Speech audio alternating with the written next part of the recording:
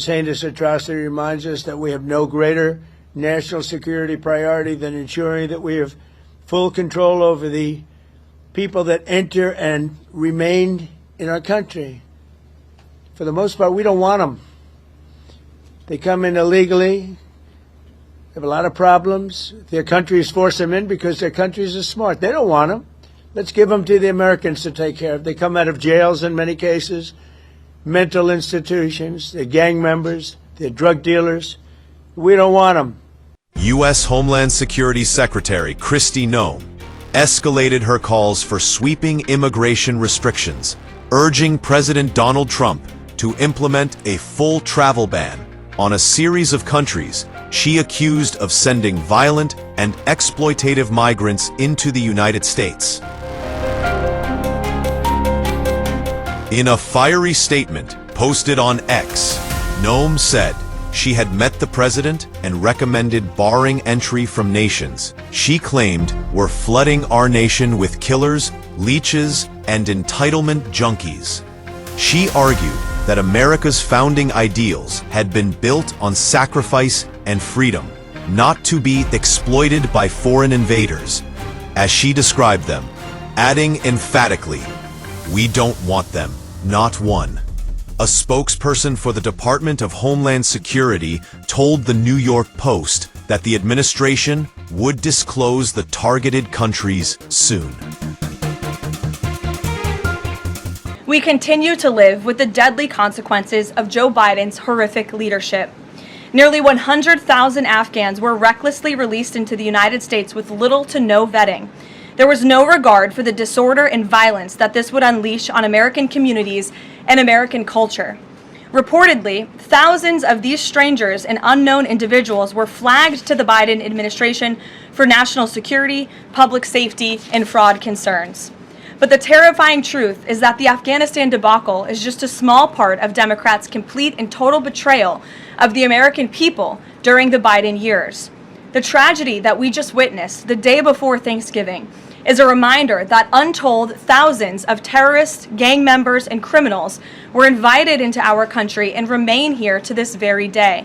Noem's proposal marks the latest and most aggressive step taken by the Trump administration following last week's deadly attack on 2 West Virginia National Guard members near the White House.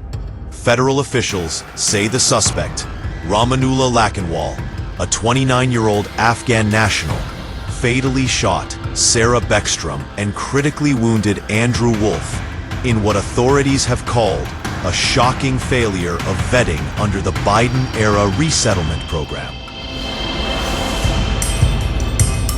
According to DHS, Lakhanwal entered the United States legally in 2021 through Operation Allies Welcome, a program launched after the U.S. withdrawal from Afghanistan to evacuate civilians and allied personnel. He was granted asylum earlier this year, placing him on a path towards permanent residency. Is there a list of... Well, I guess we gave you 19, right?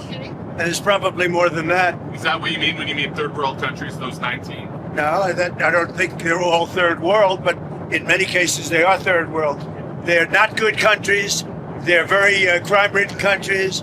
They're countries that don't do a good job. They're countries that don't register from the standpoint of success.